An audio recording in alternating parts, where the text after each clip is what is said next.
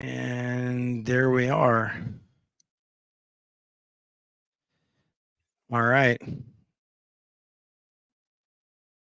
And we're here. We're ready to go. Although I will say, I'm going to do one of these bad boys here.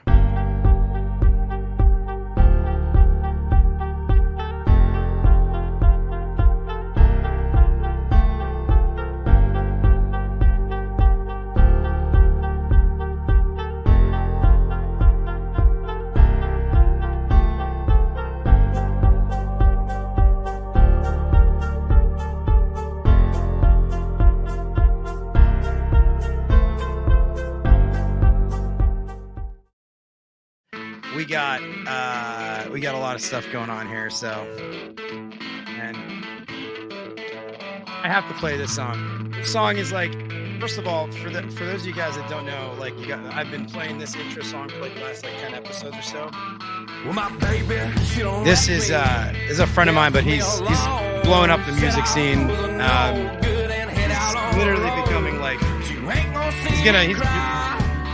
his new album. I mean, he has like probably millions of streams, whatever it is. He's doing really well. A guy by the name of Rob Linus. All right. Got 6 more waiting on that telephone. All right. That operator praises me, he praised my name. He's been working overtime since you went away. He's got kids. All right, what's up? What's going on? Well, welcome to the first ever Monday edition of Sales Tales. So I was in this house. We got an amazing guest today. Seriously, like the guy puts out incredible content. I just want to point something out.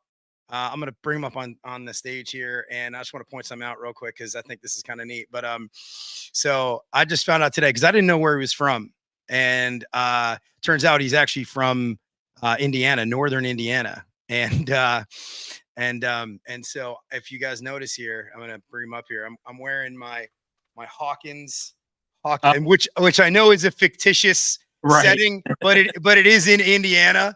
Yep. So I'm like, I gotta wear my Hawkins shirt because first of all, I love Stranger Things. I've actually been rewatching it with my daughters, and they freaking, I mean, it's an amazing show. They love it. But fun fact about that show, actually, what's that?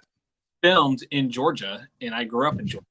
So I'm in both states that fictitiously happened and actually happened. So yeah, that's very, very interesting. And I did know that. And it's funny you say that because if a lot of film and TV is filmed, apparently Georgia has very good tax laws and all sorts of other laws for film and movies, for film and TV. So that's cool.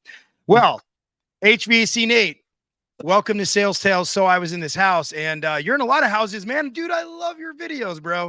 I love your videos, and I love how you kind of like, I went on a rant one day, and you were like, dude, cool rant, and you posted it, and actually it was really cool because a lot of people checked out my page, and so it's pretty cool. But HVAC Nate, for people that actually don't know who you are, who is HVAC Nate? Well, do you want the short version or long version? No, I'm kidding. The Disney version. Okay.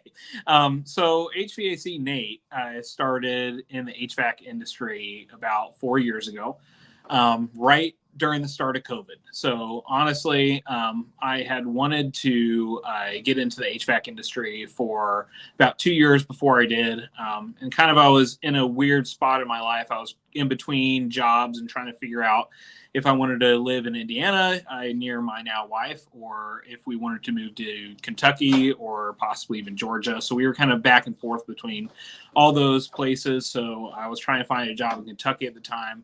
And I had worked in HVAC during the summers as just like a helper on factory roofs, changing out filters.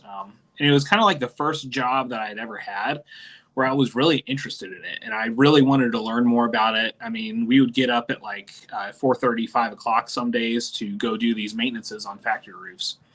And it was just interesting to me. Like I was really intrigued on like how these huge machines that I was working on actually put out cold air or put out hot air, you know? So I would ask the technicians I was running with every day questions all day long, like, how does this work? How does this work? And they kind of like, one of them kind of turned and looked at me once and said, like, are you just like a summer help, or like, are you going to be doing this? I was like, no, man, I think I want to do this, and I was in school at that time. I had a plan to become a physician's assistant. But that kind of just didn't work out. Like, I wasn't the best in school grade wise, obviously. So I don't know why you say obviously. because I'm a technician. You seem like a smart guy. I mean, I tried to be. Yeah. But I'm not the best. I don't have good book smarts. I'll say that. So I wasn't good at test taking. So in turn, that kind of didn't reflect well on my grades. But that being said, I kind of was looking for a career change, or a major change at that point. I went into business, and business, like, it's kind of related, but into the trades, but it was still kind of boring to me, honestly, because it's a lot What kind of business did you get into? Business administration. Okay. Yeah. So it was, I did that for like a year, and then I just figured I'm just going to try to get into HVAC. So I took about like a year and a half, just trying to find a job in HVAC, and eventually found one up here in Indiana. And that's when I moved to Indiana right during the start of COVID.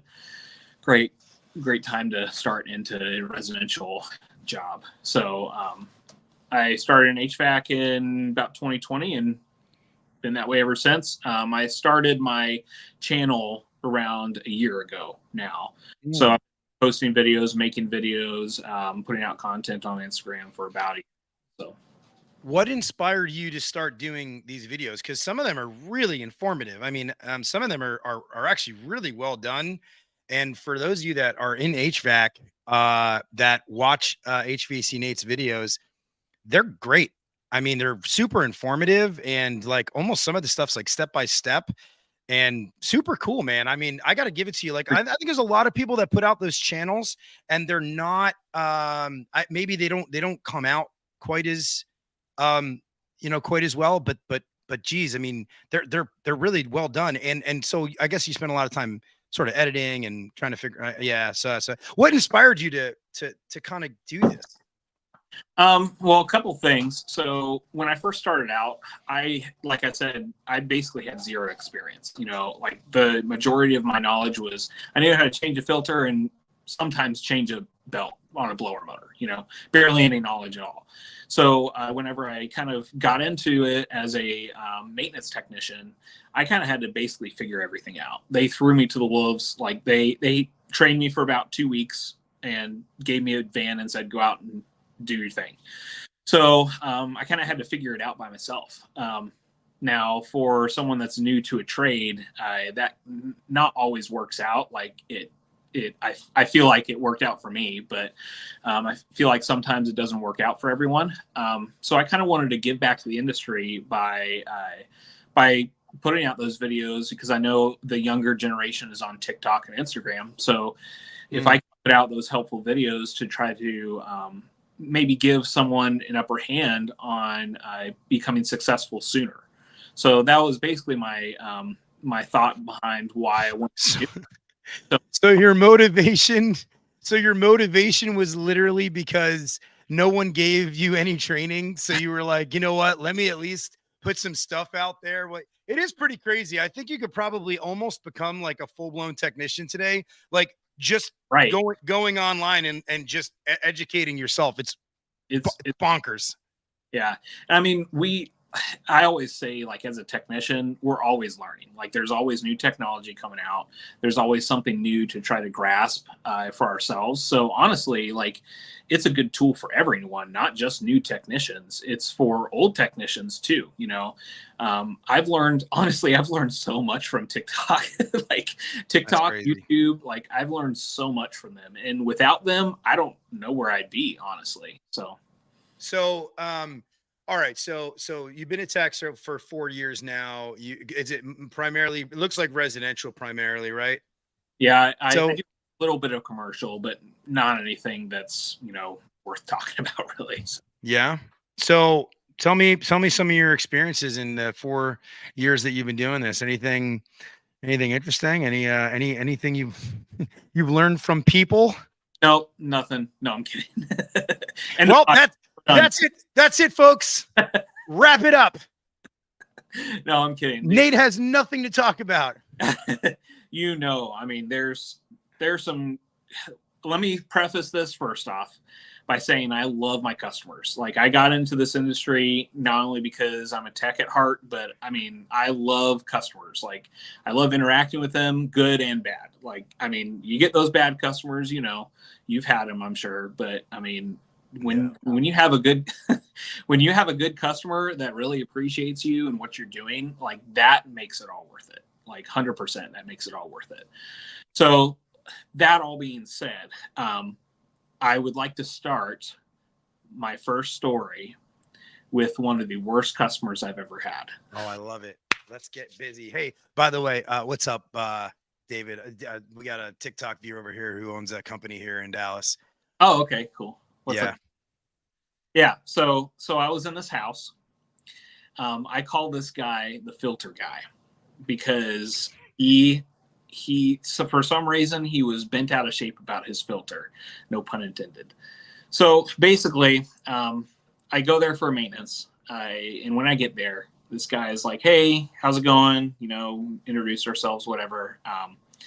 And he says to me, like, "Hey, by the way, I already changed the filter. You don't have to worry about it. That's fine." I was like, "Okay, cool." So I go downstairs and start doing my thing. But I mean, whenever someone tells me they changed the filter, I don't ever believe them, because I've had those issues before where they said the filter was changed yesterday, and I look at the date on it and it says it was changed 3 years ago. So I always check the filter no matter what they say. So I take the filter out of the return. The filter was in a weird spot. So, not to get too technical, because I know there's people on here that aren't in HVAC, but basically there's a return drop that goes down to the furnace and turns into the furnace, and your filter usually sits right here, right before the furnace. And most people know you take your filter out and put your new filter in. This one, instead of being right before the furnace, was up here in the return duct, and there was a little cutout right on the return duct where you slide the filter in. So I see that, pull the filter out, and as soon as I pull the filter out, I hear metal falling down into the return duct. I'm like, okay. Oh. That sounds. So I go about my thing downstairs, do what I need to do, and I go to put the filter back in, and it just keeps getting sucked down like this, like it's not sitting in there straight. So I think at one point I get it to the right position and it's stuck in there correctly, and it's like this. I'm like, okay, cool, crisis averted, whatever. So can we do this real quick for anybody that's watching? Can we take a poll as to what we think this metal thing was that fell down into the return duct? I'll vote last. Okay. I'll vote last. Let's see, guys, chime in the chat and let's see if you can guess like what the metal thing was that fell down. Yeah, it was not fun, but so I get the filter back in there, or so I think. It's sitting straight. I'm like, okay, cool, crisis averted. I start going outside. I start doing my stuff outside. I check refrigerant levels, and I check my capacitor, and I take the unit all apart, because on my maintenance, I always like to take everything apart down to But you left the metal thing down there. You were like, I'm not opening up the furnace cabinet yet. No, well, that's the thing. I couldn't get to that metal thing because he had a hot water coil in the return before that or after that filter. So whatever had fallen down in there, I was not getting to it. Okay. So there's that. So I go outside and I'm starting to do my thing, and he comes out there and starts cussing me out. And he's like, "What the F? What are you doing? Like, I told you not to touch my filter, blah, blah." And I'm like, whoa, like, what happened? Like, sir, like, I understand you're upset, but please don't cuss at me. You know, let's go downstairs and try to figure this out. And then I go downstairs, and the whole entire way down the stairs, he's cussing me out, like telling me like I'm never coming back to the house, blah, blah. So I get down to the furnace and I'm like, this situation is like too far gone at this point. Like I am not going to touch this furnace anymore.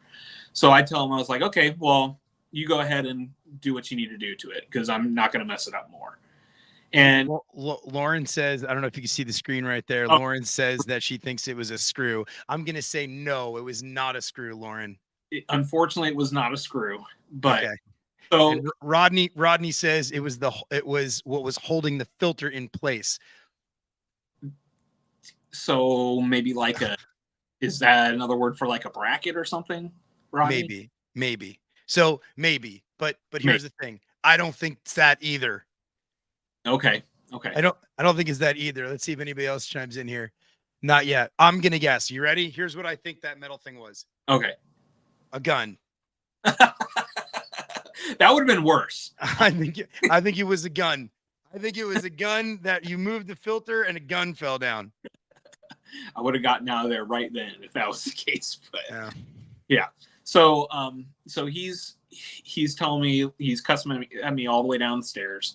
Then I tell him I'm not going to, touch it anymore because I don't want to mess it up anymore. So he's like, okay, fine. And then he goes over to the filter and he's messing with it for like 5 minutes, trying to pull it out, push it back in. He can't get it to sit right. And then he turns to me. He's like, you know what? You just need to get off my property. Get your stuff and leave. It's like, all right. So I go outside, I gather all my things and leave. And his unit was all taken apart. And I unfortunately left it apart because I was not going to stay on the property long enough for him to get more mad at me. So yeah, I left it like that. I called my manager and told her what happened. And she said, you did the right thing. I would not have stayed there longer either. And yeah, that was the end of that. So we don't know what the metal thing was. The metal thing was probably a bracket, honestly. Probably. Oh, come on. Boo. So it was, I think it was Tersh. It was Church, or it was Jason Walker who said that they were working on a return and they pulled like the return filter grill off the wall. And there was like, it was a new house or something. It was they had bought the house, but the house was there for a long time. And he found like a relic inside there. It was worth like bazillions of dollars. It was somebody had hid like, wait, was it a safe? Might have been a safe. It was a safe. Wow. Yeah, it was pretty crazy. Lauren says, I just had a plumber tell me he found a gun in the toilet tank taped in there today. So Lauren, interesting. You know what that reminds me of? Come on. What does that remind everybody of? Great question. The Godfather. He pulls the gun out from behind the toilet. Never saw. Don't tell me Don't tell me you never saw The Godfather, bro. How old are you, Everett? It doesn't matter. It's a classic. I wasn't alive when that movie came out. When does that movie came out? That movie, like 75, 76. Oh, okay. Yeah. One of the best TV shows I actually ever saw was is a TV show about the making of The Godfather. And it was done in a just like a regular TV show way, but like, I don't know what you call it. Like it wasn't a documentary. It was like, anyway, it was amazing. Absolutely amazing. It was on Paramount. I forget what it's called. If anybody knows what it was called. Rodney says he worked for you for a while. He wanted to tell you what's up. Yeah. Mm-hmm. He does work. Yeah. He did work for you. All right. So not for me. he worked with you. Hey, did you when you did this thing, when you invented this thing, were you like, when your snap fingers like, what's up, guys? Like, was that like just like you were like, screw it, this is like a branding kind of thing? Like, I'm gonna go, what's up, guys? Like, you start your videos like that or what? I guess, I don't know. Like, I think it was just something that I did like early on, and I was like, I don't know. I guess I'll keep that. It'll stick, man. And see, that's so funny too. I mean, I guess I mean. You can learn something there. I think anybody can learn something there. I mean, obviously you have what, 5,000, 6,000 followers on TikTok. You've done, I mean, in a year, you've done really well. I think we both have run parallels in this. I've been shocked at sort of the whole thing, I guess, but yeah. What else? HVAC Nate? Well, let's see here. So I had a couple written down. Oh, dude, this is a good one. So, What's this one called? so this one is called Smeller Girl. So I was in this house. Ooh, I like it. You used the tagline, bro. I do. I got to get you views, man. That's what this is. So this started out, I was training this one guy. We're pretty good friends. I had trained him at actually a previous company that I worked at. Then I came to the company I'm at now, and he came with me like a couple months later. Right. I was training him on just like basic stuff, how to use the software and all that. So we were riding around together, and we go to this one service call. The notes stated that it was during winter, so it was a furnace, no heat situation. So we go out because the notes say that when the thermostat meets the set point, so they had it set at 74. When it meets 74, the furnace turns off. Yeah, it sounds like a really bad service call. Yeah, It sounds like you got to go investigate that, see what's going on with the right. furnace operating properly. Yeah. So, and this was a new customer. Like, it wasn't a maintenance customer, like trying to get their maintenance done or anything. Like, this was a new customer. We had never been to this house before. Right. So I walk in, and I walk to the thermostat, and we both look at the thermostat, and we both look back and forth at each other. We're like, yeah, that's 74. It's 74 in here. So we go talk. We're like, hey, like, what's going on? Like, is something happening where it's getting colder at night or something? We're technicians, so we're trying to figure out if there's actually something wrong here. Yeah, it gets to 74 and it hits 74, turns off. And we're like, yeah, that's usually what the thermostat does. It turns the furnace off so it doesn't overheat the house. And they're like, well, it's cold in here. Okay, well, we can turn the thermostat up. Like, we can turn it up to like 75. Would that be more comfortable for you? I'm like, yeah, let's do 75.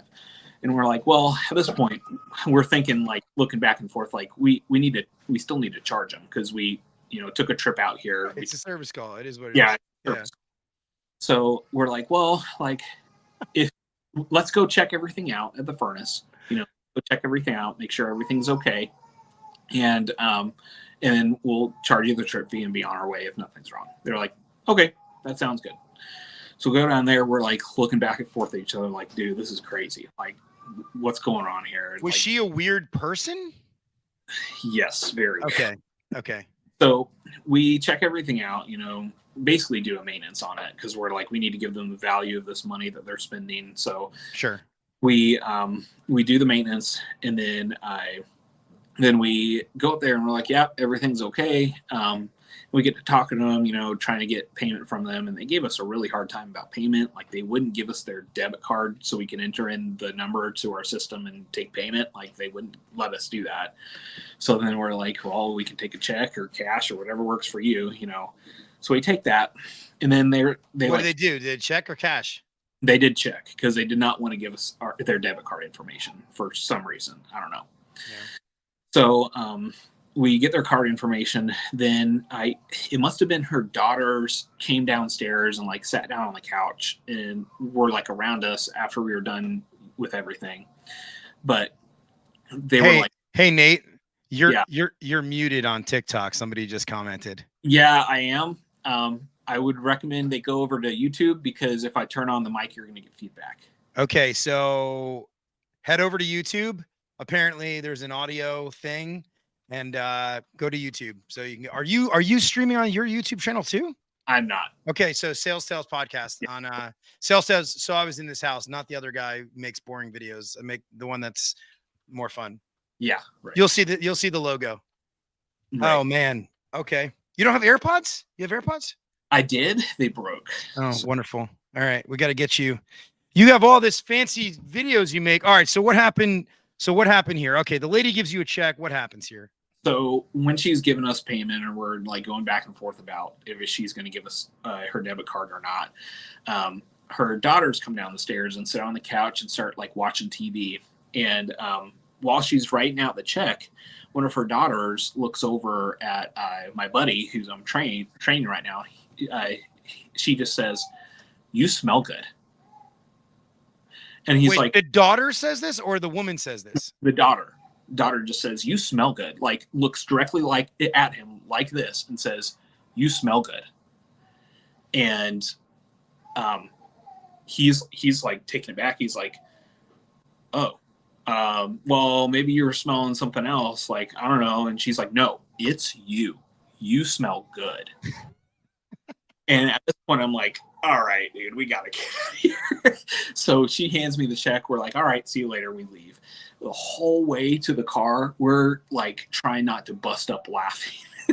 We get in the car and we're just like dying laughing, dude. It was one of the funniest things that has ever happened to me. I don't know what it was. Like, she was just like, Maybe you just smelled good, bro, and you just got to own it.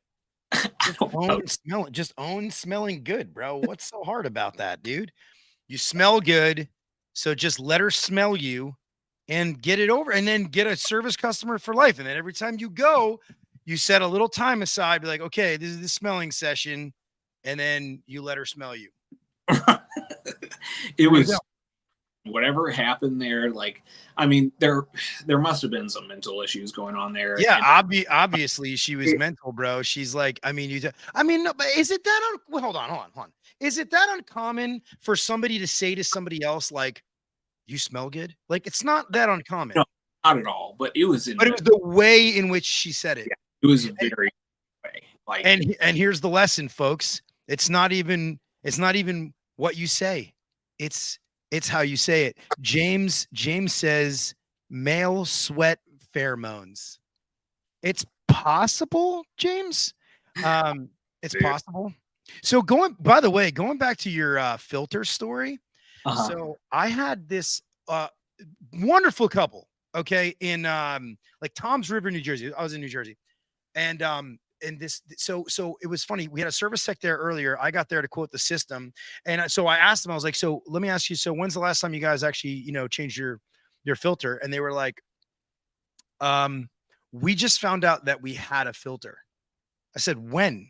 They said, today. I said, well, how long have you been here? And they said, we moved in like 1989. Ugh. I was like, wow. So sometimes, things are obvious. Sometimes they're not. I mean, there's a reason why there's professionals do what they do in general, and why, people have maintenance on their units. And, I think actually, so on the flip side of what you do, like, you put out videos that are designed for HVAC techs to learn. But the thing is, on the flip side of that, you have a lot of like do-it-yourselfers who, dude, man, they fuck shit up, bro. They have no idea what they're doing. Like, and that's the thing too. Like, I mean, I 100% get trying to save money. 100%. Like, I'm one of those people who will try to do it myself and then call a professional out. But there's a point when I try that thing and I'm like, okay, I need a professional out. I'm not going to mess this up any more than I already have. yeah. Like, when I go to a house and someone has removed the whole circuit board off their furnace and left all the wires everywhere, that's great. I love that. Yeah. James says that's great for us. Yes, I have definitely gone. And we're, and here's the flip side of that. Check this out. I went to a house where these people, they had given this guy, I think they got a quote, like at the time, it might've been like, let's just say it was $6,000. Okay. For an HVAC system, upflow in a basement. Okay. And like the going rate, like for HVAC systems from like a professional company, is quite a bit higher than that. So, and I'm not saying that you can't do an install for 6,000, but the going rate to run a proper business is $6,000 is not enough money. You won't be able to stay in business. Like, it's not realistic. Right. So they paid it. Here's what happened. Guy dropped off the equipment, didn't make his connections, planted everything downstairs in the basement, removed the condenser, left, never came back. Took their deposit. I think they paid like $3,000 or $4,000. Then when I got there, they had already been back and forth with the handymans, kind of, I think I could do it kind of thing. And they were kind of like, you know what? We're so done. So not only did they spend the $3,000 or $4,000 deposit for everything and not have that guy come back, but then they ended up spending like, it was something like 13, 15 grand or whatever at the time.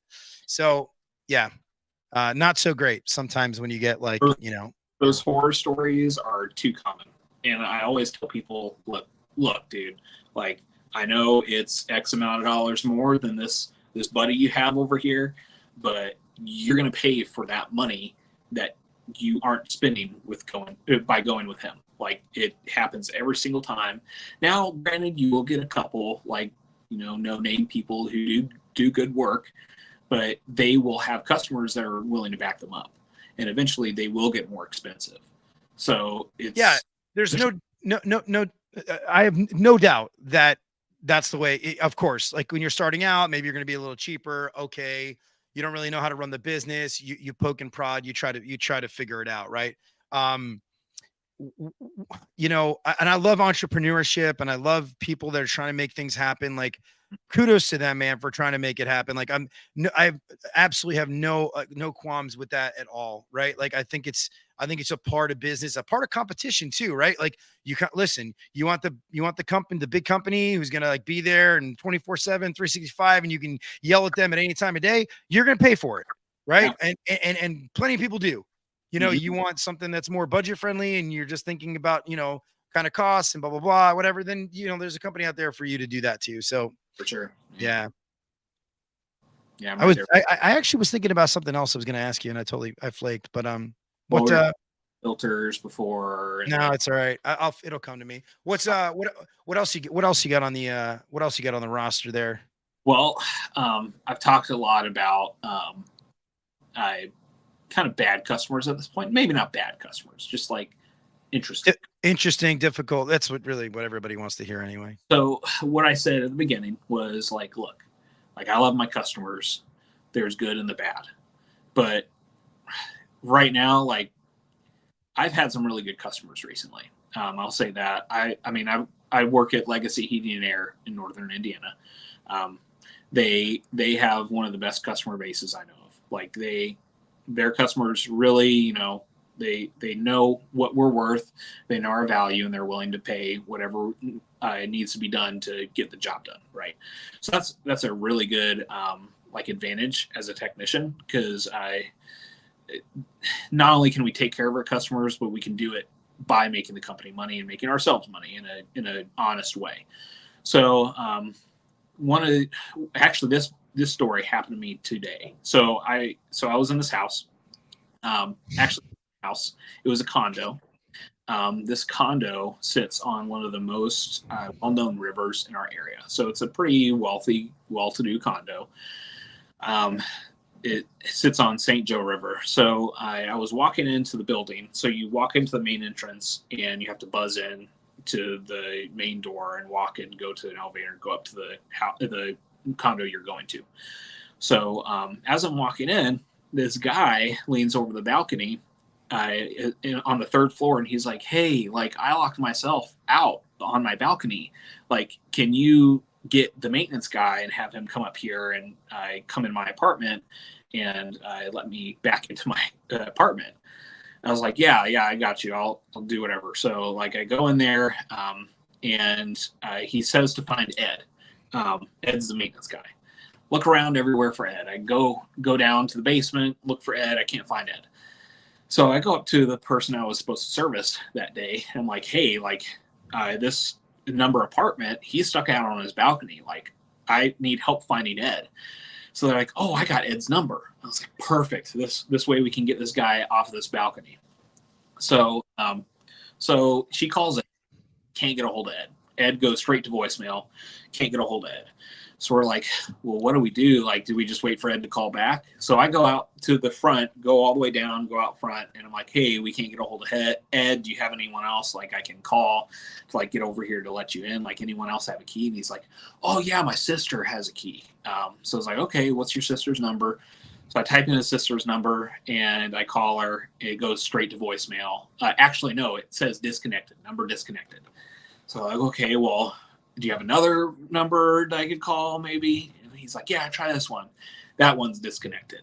So I go back up to the person I'm servicing and like, hey, like, can we try to call Ed again? Like, what do we need to do here? Like, I'm trying to get this guy off the balcony. She calls a couple more people and eventually gets hold of the president of the condo. And the president is like an hour and a half away. And the president's like, okay, I got someone that could be there in like 30 minutes and let this guy in. So I go out there and I'm like, hey, president was called. We're getting someone out here. They're about half an hour away. They're going to let you in. And he's like, okay, great.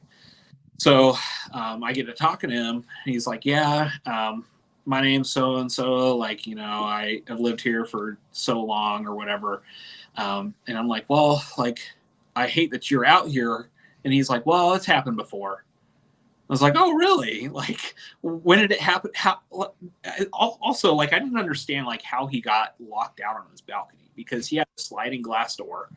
So it's not like it could be locked from the outside or anything. It was like one of those pull-up locks on the handle that you right from the inside. Right. So I was just like, well, how did this happen? And he's like, well, like I have a board that like sits at the bottom of that sliding door to keep it from sliding back. And I always prop it up, and then my cat comes, hits it, and then it comes down and locks me in or locks me out. I'm like, okay, first off, you probably need to get rid of that cat. Second of all, who cares about locking a third floor balcony door? Like, no one's gonna climb up to a third floor balcony to get in. There was no way to get up there. Like, I have a 12-foot extension ladder that goes all the way out to 24 feet, and I wouldn't have been able to reach into my ladder. So, so two things. So one, so I want to talk to you about the key lock guy. And the other thing is you can unmute on TikTok, by the way, and just keep the volume all the way down. You don't have to. Well, that's what I was doing before, and you still heard me, but I can try it. Yeah, I don't. Yeah, it's fine. Hey, so I went to this. Oh, I see. No. Oh, you know what? It's fine. No. Unmute it. I don't need the volume on this. I'm just going to turn on the volume. We're good. Turn yourself back up and we're rocking and rolling. Right. Yeah, we're good now. I realized that I was hearing myself because I myself am watching the live stream. So yeah. Anyway, so well that was interesting. So we're two brainiacs over here just trying to figure out life. Unbelievable. I'm just so anyway, okay. So I was in this house, but check this out. I walk up to the house and there's a little guy. He's like not a little guy, not like a little person. He's just like a short guy, right? Uh-huh. And I come. It's a pretty nice house. I walk up. It's not like crazy nice, but it's okay, right? Anyway, so I walk up. It's not like in the boonies or whatever. I walk up and the guy lets me in the house and he's like jingling all these keys. And I'm like, what are we jingling here? And then I've told this story before, but I find that it's so relevant to what you're saying. I think let's know this, but go ahead. Oh, you did remember this one? I do remember it, but yeah. I'm not the only Anyway, he walks in, he locks the door behind me, and then there's no handle. It's just the lock. And so I'm like, what in the heck is going on? So some people are like really weird with their, and what it turned out, it was pretty crazy. Like the guy was like completely OCD. He kept locking doors behind me and I got freaked out. Like I was trying to get out of the house for like, literally, I was just trying to get out of the house. I'm like, all right, I'm getting out of this house. Like, I'm getting out of here. I feel like I'm going to be attacked. I don't know what's going on. You're locking all the doors behind me. Okay. I'm freaking out. And you're telling me go to the basement. And I'm like, dude, as soon as I go down to the basement, you're going to lock the door behind me. Like, hello. Yeah, no, thanks. No, thanks. So, you've listened to the podcast. What is one call that you have ran, one customer that you have dealt with that lives with you, that you take with you wherever you go, that was that impactful that you carry them day to day? Yeah. This is probably one of my favorite questions you have on here, because I mean, it brings about a lot of good conversation. I mean, this podcast, it's mostly like we're laughing and shooting the crap, so this is one of my favorite questions that you ask people, because it just brings about a lot of good conversation and just impactful moments that people come across, because I mean, we deal with people, so there's a lot of stuff that happens to people every day that we don't even know about. So it kind of brings us back to a certain point when we come across those people, to realize that they're human. They're not just a number. They're not just someone we're going to try to get the most money out of if we can, because I mean, that's not how we work. That's not how we operate. I mean, some people operate like that, but most people don't. So the story I have for that, so I was in this house. This one lady, she was a little older. Mostly older people kind of tug on my heartstrings the most, because they've gone through the most in their lives. They've really gone through a lot of crap their whole entire lives most of the time, and they're just trying to basically survive at that point. And that's the sad reality of it. They're just trying to survive. This one lady I went to, she was in a really bad spot. Like, a salesman actually went out before me because her air conditioner wasn't working and she knew it was old. So instead of calling a service tech, she called a salesman out to sell her new equipment. The salesman, when I called him on the way there, because I had a debrief with him before I got there, he told me that as soon as he walked in the door for his appointment, she was like, "Hey, my name is blah, blah. What can you give to me for free today? Because I don't have any money." And he was like taken aback by that. He's like, "Well, I mean, not much, honestly. Like, I mean, we're a business. We got to make money. Like, I understand your financial stance on things is hard, but we can only give you so much. Like, we can give you discounts and all that, but we only give you so much." So after talking with her for a little bit longer, he realized, like, hey, like, instead of trying to sell her new stuff, like, maybe we just try to fix what she has, just as a, do-gooder type thing. So I go out there, I look at the system. It's like, I think it was like 36 years old or something. The furnace, like the whole bottom of it was rusted out. Like, it was a bad situation. Like, so I get to diagnosing, and I figure out that the circuit board on the furnace is bad. I can't get anything else to work without that furnace board working. So I tell her, I was like, "Hey, this is what we need to replace to get everything else up and running, to make sure that everything else is okay." I'm not going to say this is going to be the only fix. It might be, it might not. It was $700 for that circuit board. So I go to her with that price. She's like, "I only have $100 to my name right now. That's all I have. Like, it's all I have." And I'm like, that's tough. Like, I don't have any authority at my company to discount anything, to a certain extent, maybe, but when it gets to like $600 off, like, that's not up to me, right? So I call the higher ups. I'm like, "Hey, this lady is wanting to see if she could possibly set up payments to pay for the circuit board. That's not usually something we do as a company. Usually it has to be over a certain amount to finance anything like that." And I start talking to one of the other higher ups after he referred me to someone else. And he said, "You know what? Just do it for free. Just do the circuit board for free." I'm like, "Oh my gosh, she's going to be head over heels amazed by that. That's awesome. Like, thank you so much." I tell her, she's like crying, she's like, "Oh my gosh, thank you so much."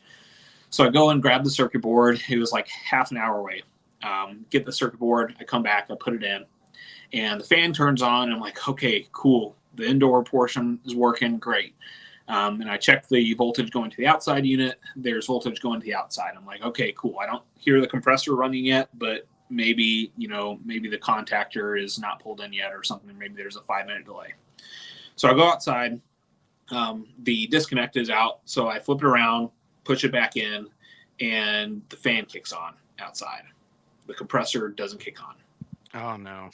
Now, for those who don't know HVAC, usually that means either the capacitor is bad or the compressor is bad. Now, remember, this is like a 35-plus-year-old unit. So Yeah, like so the capacitor to the battery and the compressor is an engine. It's literally the motor that moves the air conditioning system. Right. Yeah. So I'm like, oh no, this is not good. This is not good. Because I'm thinking the whole entire time, like, I just want to take care of this lady. I feel so bad for her. Like, she's in a really bad spot. Like, I just want to take care of this lady. So the compressor doesn't turn on. I do some diagnosing, and I find that the compressor is shorted to ground. It's grounded. Yeah.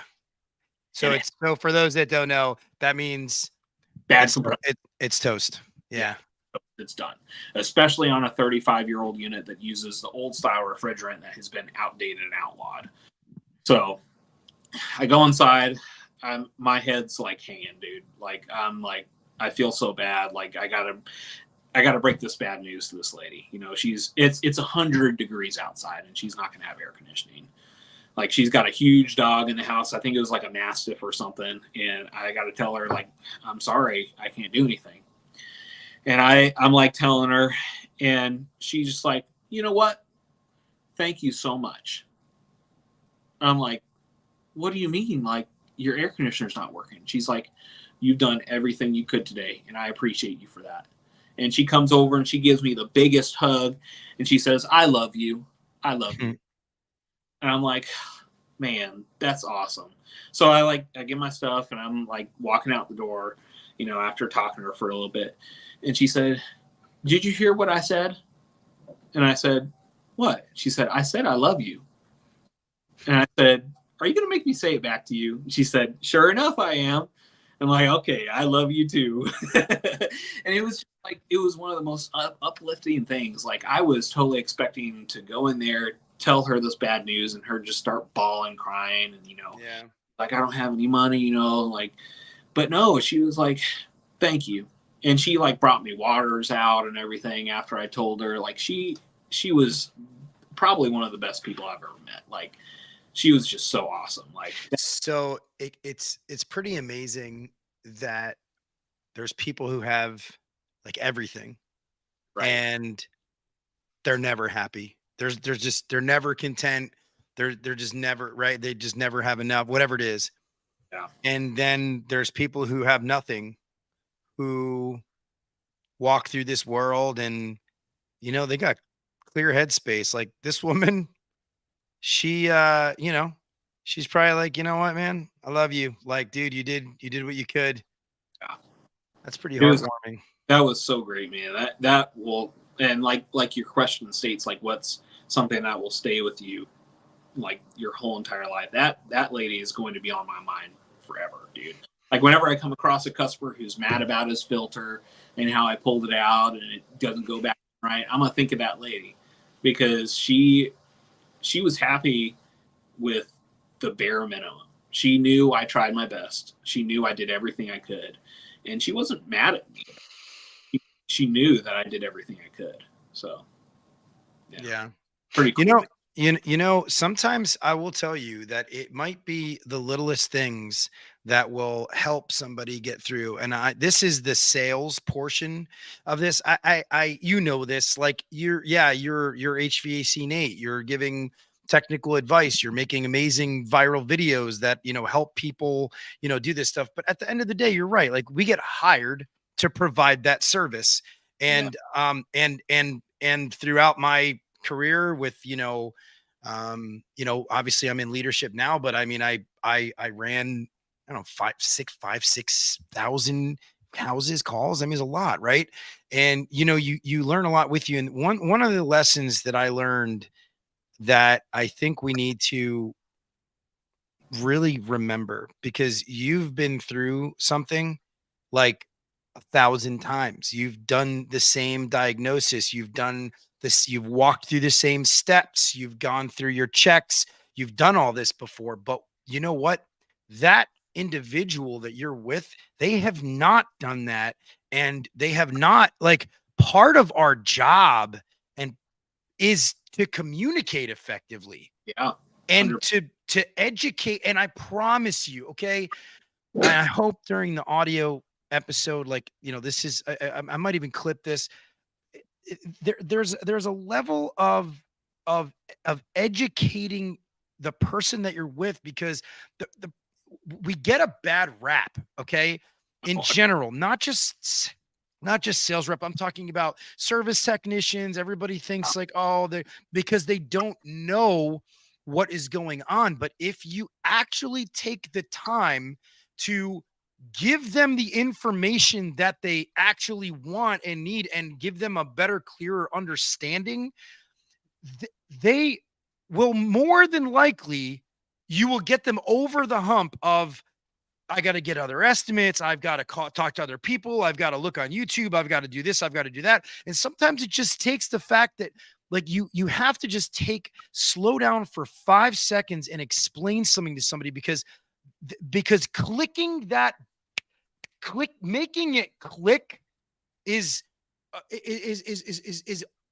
that is the value that someone like you can offer when you show them, like, even in layman's terms, like, okay, look, you've got a battery here. Battery's dead. Okay, there's some wiring here. It connects to this, and this is not working properly. Here's how it's supposed to work. Here's what the manufacturer spec says, and we're out of line. So I'm just letting you know what's happening. So sometimes it just takes that extra effort, and we don't. And then we get pissed off. Oh, I had this shit customer, and he was a bastard, and he was a cheap bastard, and blah, blah, blah, blah, blah. But it's like, well, did you go the extra step to explain? And listen, sometimes you're going to get a jerk who's not going to listen to you no matter what you say, no matter what you do. Yeah. He's just not going to. Yeah. He's just going to look at dollar signs, and that's it. And but on the other 70% of people that will actually stop for a second, and now, even today, in today's day and age, it's even worse, because everybody's got a high-powered computer in every single hand. Everybody wants to Google absolutely everything. And, some people are like, no, just fix it. You know what I mean? Like, the smarter people are like, no, just listen, just be fair and fix it and be real with me. But we don't. Anyway, so rant kind of over. And I know I've touched, on that before, but I did.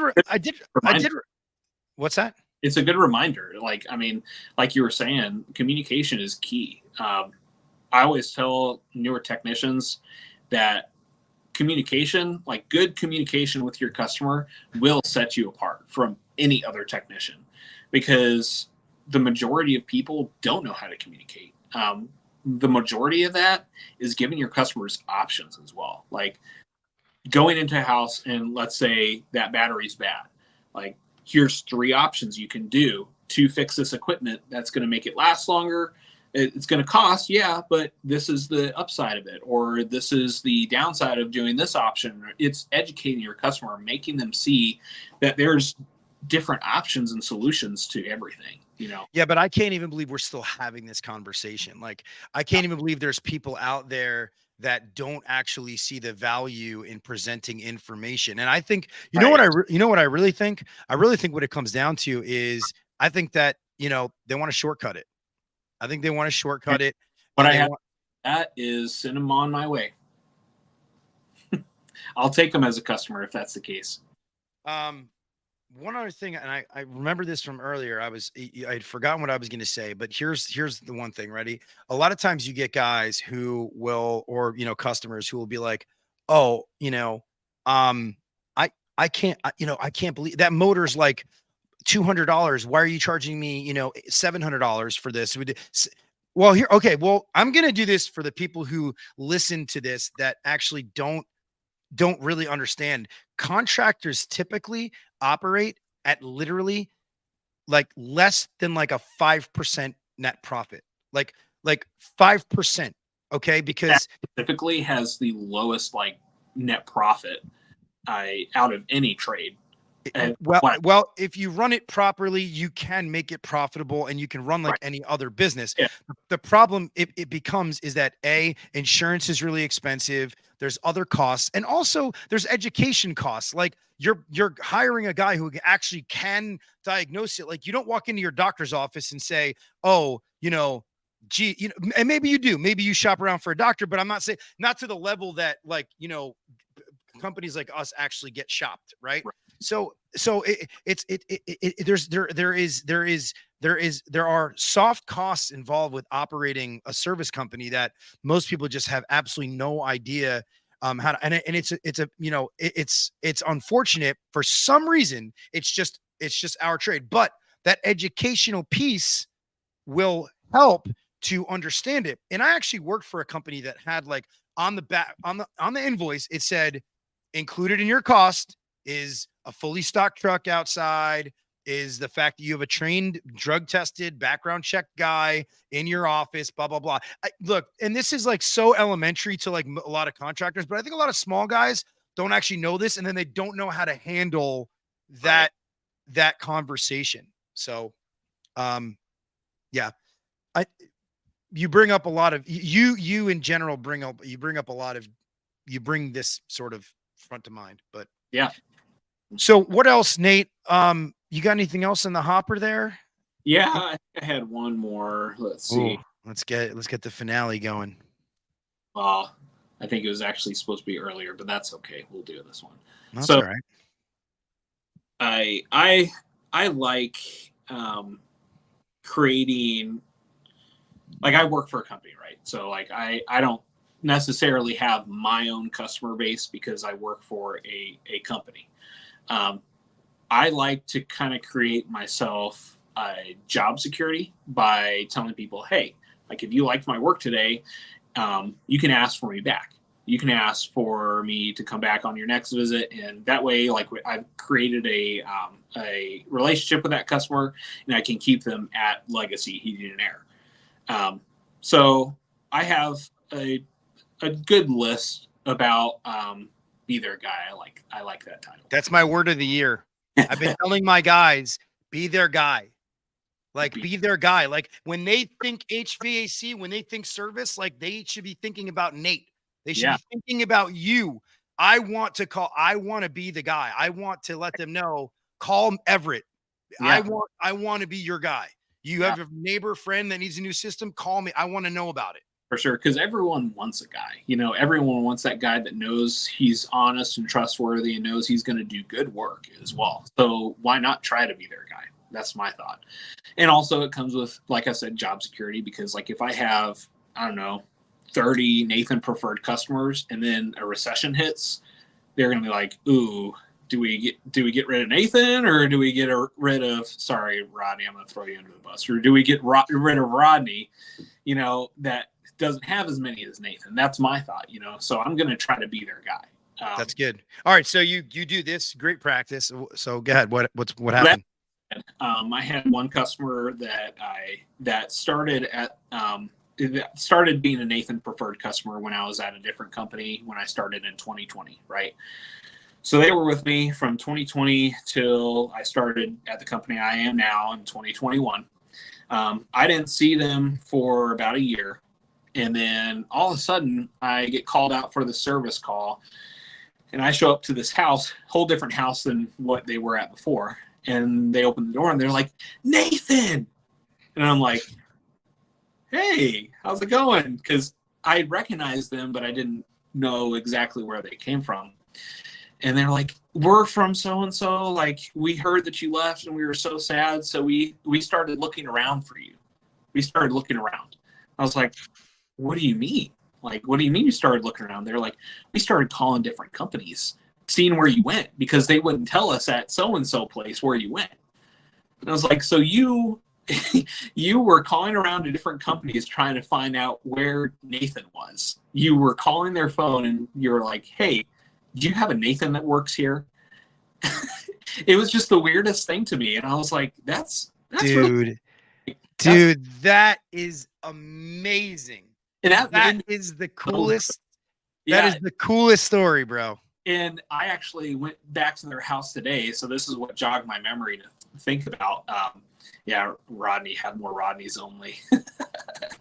Nope, they're Nathan onlys from now on.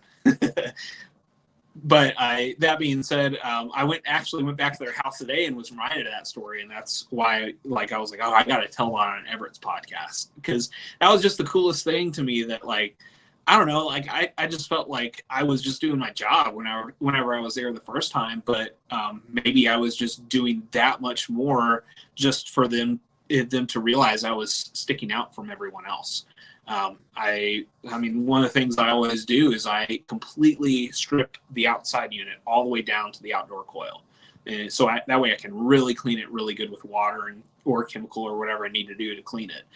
But one of the comments I always get whenever I do that, they come outside and they see all the units strewn out all over the yard. And they're like, wow, no one has ever done this before. I'm like, well, I don't know what to say. Sorry, I'm better than everyone else. No. But I started seeing like people taking heat exchangers out on like maintenance calls. Like, yeah. And I'm like, whoa. Yeah. I mean, dude. There's some opinionation about that. I don't know if I would go that far, but it seems a little extreme, but yeah, it's like, not to get into opinions, but that almost seems like too much to me. Like, because I've heard companies, especially in our area, do something like that. They point out like the smallest little piece of rust on the heat exchanger. They're like, oh, it's gonna crack, you're gonna die, when then I come for a second opinion on that, and I'm like, what do I do with this? Like, I can't say like, oh yeah, they're right, and I can't say, oh, they did the wrong thing, because I'm not one to bad talk companies. Like, if I go into your house, like, I don't know what the technician before me said at all. Like, I wasn't here. Like, I can't say whatever he said. And I'm not saying that you're not saying the correct thing, but I'm just going to look at the equipment and I'll give you my professional opinion. That's how I always deal with those. Yeah. Things. So I will say, so, like, sometimes I have a friend, he said this to me, and he was like, in judgment call situations where it's like, okay, look, do we see enough wear and tear here that's cause for concern? Right. Yes. Do we see an immediate situation of condemnation? No. And this comes back to the communication portion of it, which is, here's the situation. Your system's showing wear and signs. Does it mean it has to be replaced? No. No. Yeah. However, if this progresses, here's inevitably what will happen. For sure. Yeah. So now this is where you have to be an excellent communicator. So now you say something along the lines of, like, you may have a customer who's super proactive, who's like, nope, I don't even want to deal with this. I'm not going to wait. I want to do it now. I want to get a quote on it now. You don't know. But then you're thinking, oh, I don't want to be too salesy. But then you were like, you did the wrong thing by not actually presenting the information. So it's like, just put the data out there. Yeah. Let them decide, but don't shoot yourself in the foot from anything, from potential opportunities to do more. And you might get somebody who's like, you know what? Great. I don't care. Right. I wanted to get rid of it anyway. I just needed a reason. Right. And I will say, I'm all for what you just said. 100%. It's the people who come in and gave them drastic.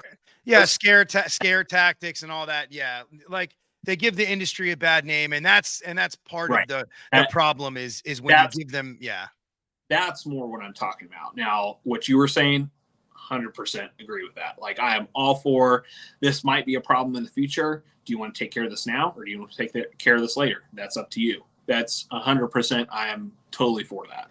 But just to be clear on that. Yeah. I have to, I'm passionate about this topic. Yeah. Because there's a fine line between relaying and giving good information and giving information that is a scare tactic.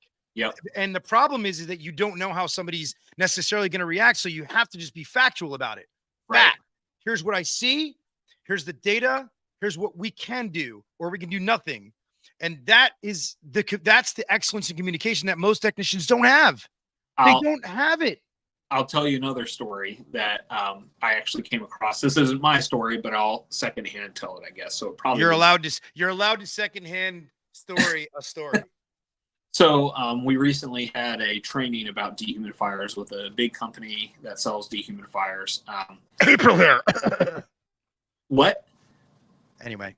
It actually wasn't April Air, so that's there you go.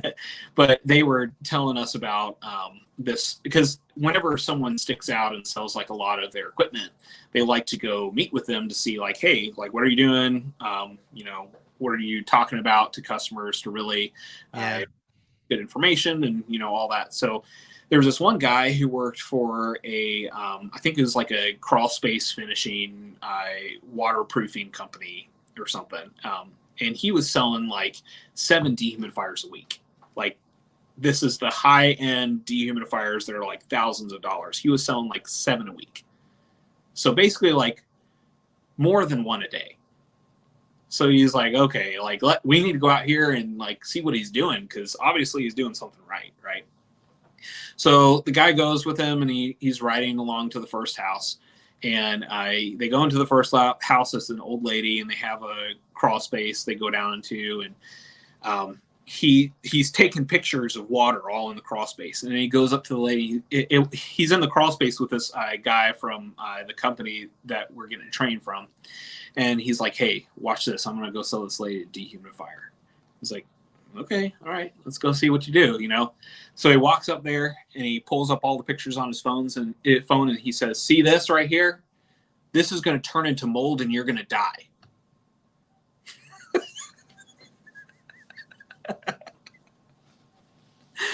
So yeah, that's what happened. And he said he called the owner of the company that day, and he's like, hey man, you got some pending lawsuits that are going to happen. You need to get ahead of this right now. You're muted, by the way. I can't hear you. That was fantastic. And with that, Nate, how can everybody get a hold of you? Where can they find you? I know you're not on Facebook, right? You're on Instagram, and you are. I couldn't find you. Yeah, it's just HVAC Nate on Facebook. On TikTok, I think it's HVAC Nate. In Instagram, it's HVAC.Nate. So, guys, if you want some informative and fun videos, some HVAC videos, go to HVAC Nate's. I'm gonna put it in here. So it's actually at HVAC Nate, right? And on TikTok. Mm-hmm. Yeah. So it's at HVAC Nate on TikTok. That's where most of your like, you get most of your views and everything like that, right? Yeah. TikTok is mostly where most of my follows and all that, but I am leaning more into Instagram too, because I like the stories aspect of Instagram, so that can be like a daily thing that I do. TikTok is more like every once in a while. I used to do every week, but I've stepped back a little bit from that. Well, that's so interesting to me, because you have like 5,500 followers on TikTok, and a fraction of that on not a fraction, but like 2,000 on Instagram. So I'm interested to see.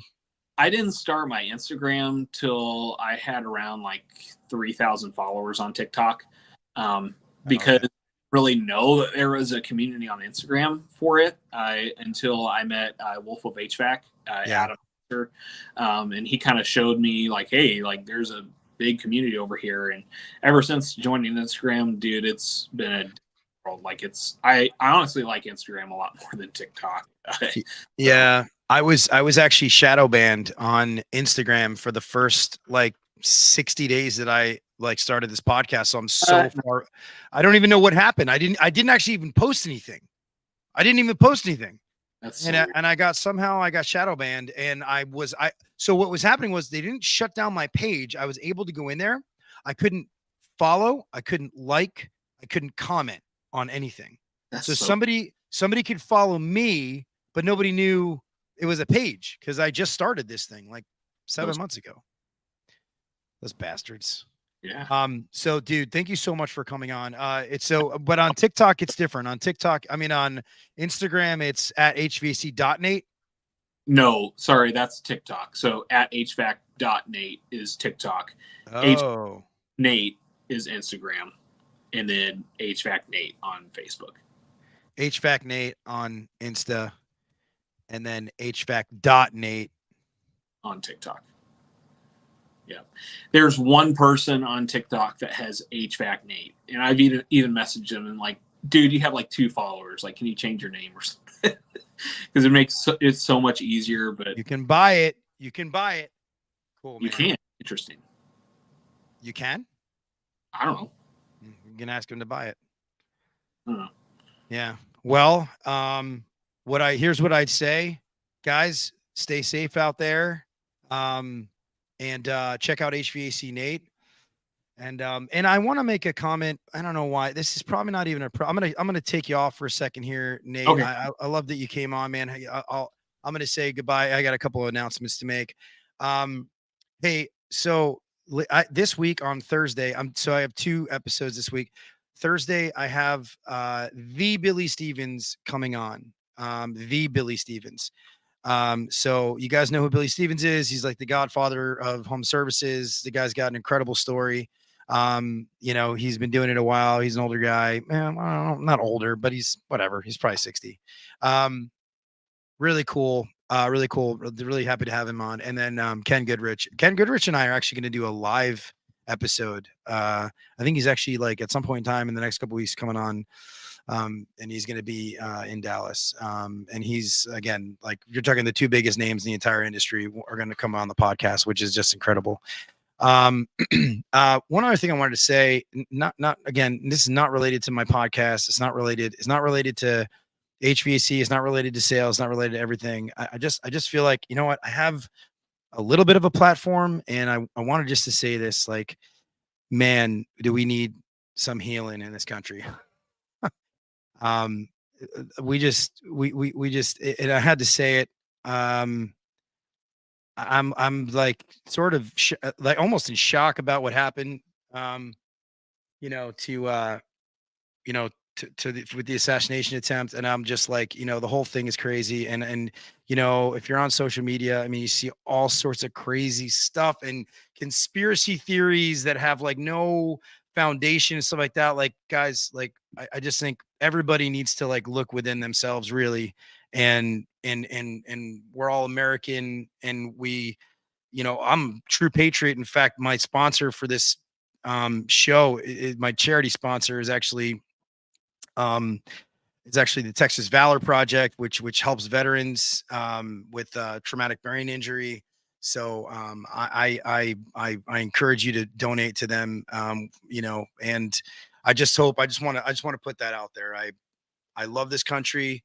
I'm a patriot. And I think we really need some healing in this country. And I hope that we find it. But anyway, all right. God bless you guys. Love you. And I'll see you later this week.